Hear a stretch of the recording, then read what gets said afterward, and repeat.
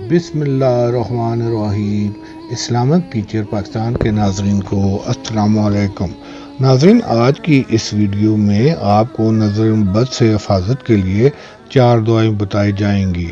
نظر کا لگ جانا جو کہ ایک برحق بات ہوتی ہے، یہ کسی شخص کو بھی نظر بد لگ سکتی ہے، بالخصوص بچوں پہ اس کا اثر ہوتا ہے۔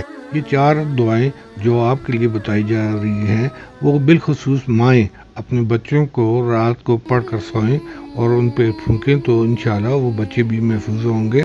اگر یہ 4 دعائیں بڑے بھی پڑھیں، وہ بھی نظر بد سے محفوظ رہیں گے۔ عموماً لوگ نظر بد لگ جانے یا جادو سحر کا شعبہ ہونے پر ابتدا میں ان چیزوں اور کاموں میں لگ جاتے ہیں جو بامر مجبوری بہت ہی بات کی چیزیں تو ہو سکتی ہیں، لیکن اس قسم کی پریشانیوں کا عمومی طور پر وہ اصل علاج نہیں ہو سکتی۔ چنانچہ مسنون دعاؤں کی یا سنت سے ثابت معتبر اعمال اختیار کرنے کی بجائے اول مرحلے میں ہی کسی کے پاس اپنا استعمال شدہ کپڑا اور قمیض وغیرہ بھیجی جاتی ہے، اور اکثر قمیض وغیرہ دکھانے سے بیماری اور وہم میں کمی کی بجائے مزید اضافہ ہوتا ہے۔ اس طرح اگر کوئی جسمانی بیمار ہوتا ہے اور مرض کی صحیح تشخیص نہ ہونے کی وجہ سے یہ کہہ دیا جاتا ہے کہ اس پر کچھ اثرات ہیں، تو پھر وہ غلط عملوں کے چکر میں پھنس کر اپنی بیماری کے اصل علاج سے بھی محروم ہو جاتا ہے اور مزید پریشانیوں میں الجھ جاتا ہے۔ لہٰذا ایک ہی طبیب سے صحیح طور پر تشخیص کروا کر مستقل علاج کروانا چاہیے اور لوگوں کی باتوں کا اثر ہرگز نہیں لینا چاہیے، اور نظر بد اور سحر کے جو علاج آپ صلی اللہ علیہ وآلہ وسلم نے بتلا دیے ہیں، انہی کو اختیار کریں، ان پر عمل کریں۔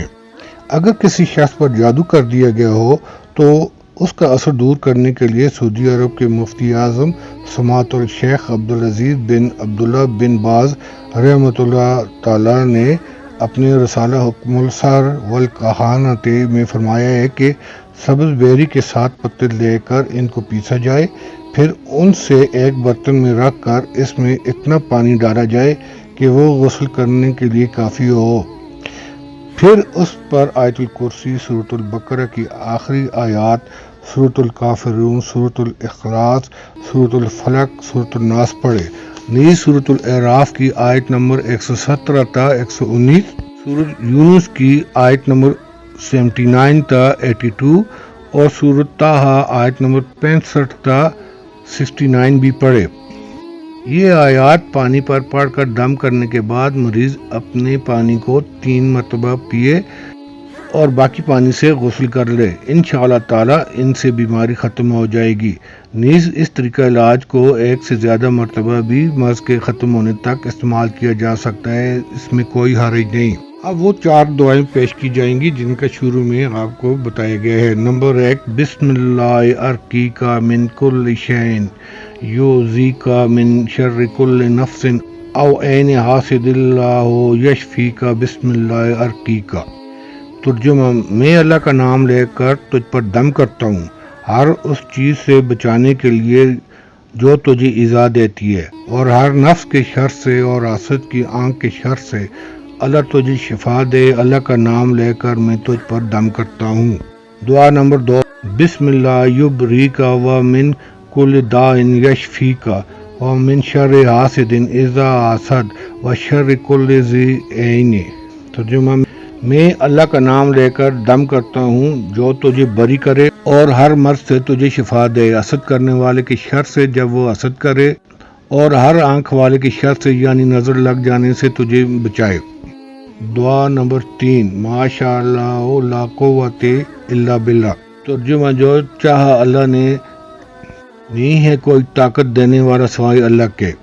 اس کے علاوہ آخر میں جو دعا ہے وہ کچھ اس طرح سے ہے: اللہم اذہب حرھا و بردھا و صبھا۔ ترجمہ: اے اللہ دور کر اس مریض کی گرمی اور اس کی سردی اور اس کی تکلیف کو۔